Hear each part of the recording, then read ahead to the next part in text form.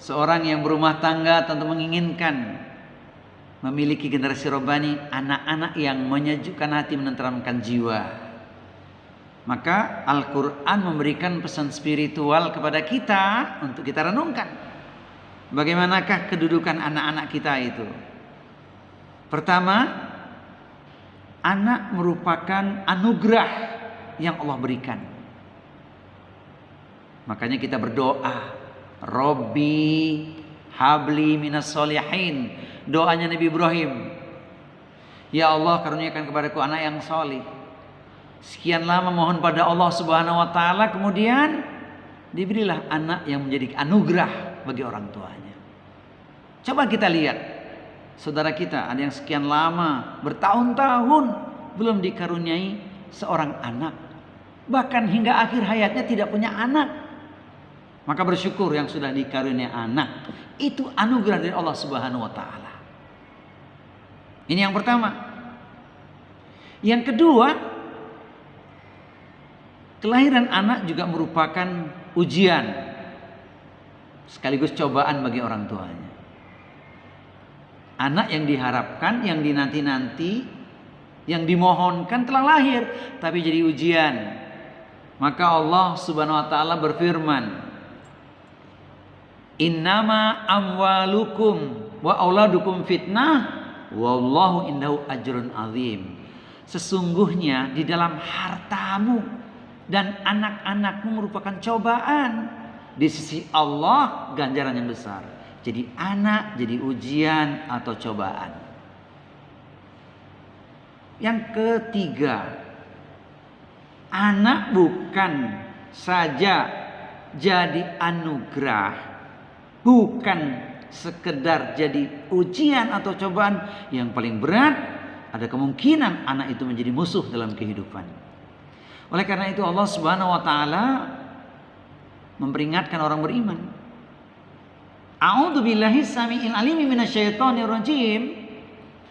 Ya ayyuhalladzina amanu inna min azwajikum wa auladikum aduwan lakum fahdharuhum wa in ta'fu wa tasfahu wa taghfiru fa innallaha ghafurur rahim.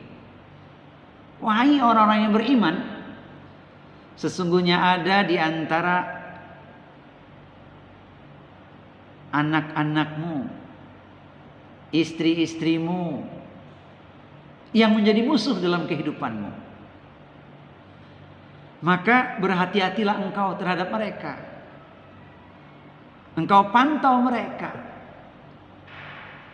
Engkau maafkan mereka, engkau bimbing mereka. Sesungguhnya Allah itu Maha Pengampun lagi Maha Penyayang.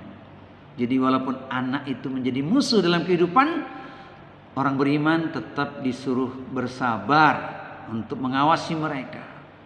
Kita berlindung kepada Allah, jangan sampai anak keturunan kita, pasangan hidup kita menjadi musuh. Kita berlindung kepada Allah, karena kita tidak akan mampu untuk memikulnya. Kita pernah baca pesan Al-Quran, kisah bagaimanakah istrinya Nabi Nuh, istrinya Nabi Lut, yang diabadikan di Al-Quran, penghuni neraka Jahannam. Quran surat At-Tahrim ayat di nomor yang ke-10. Begitu juga anak Nabi Nuh tidak mau mengikuti apa yang disampaikan Nabi Nuh alaihissalam kepadanya agar mengikutinya. Dia tidak mau.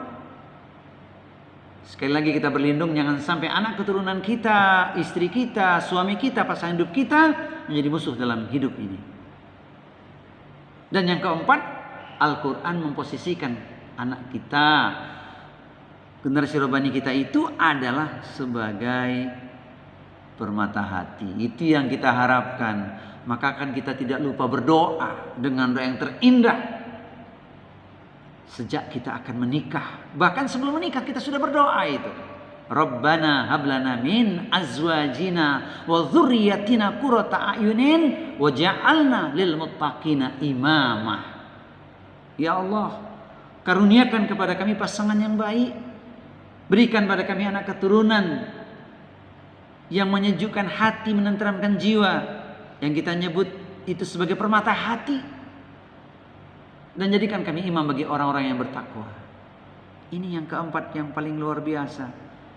Maka yang kelima, Al-Quran memposisikan anak-anak kita itu adalah sebagai amanah yang harus kita pertanggungjawabkan. Ayatnya tidak ringan, ayatnya khusus, spesifik untuk orang beriman. Ya ayyuhalladzina amanu qu anfusakum wa ahlikum naran. Wahai orang-orang yang beriman, jagalah dirimu dan keluargamu dari siksa api neraka.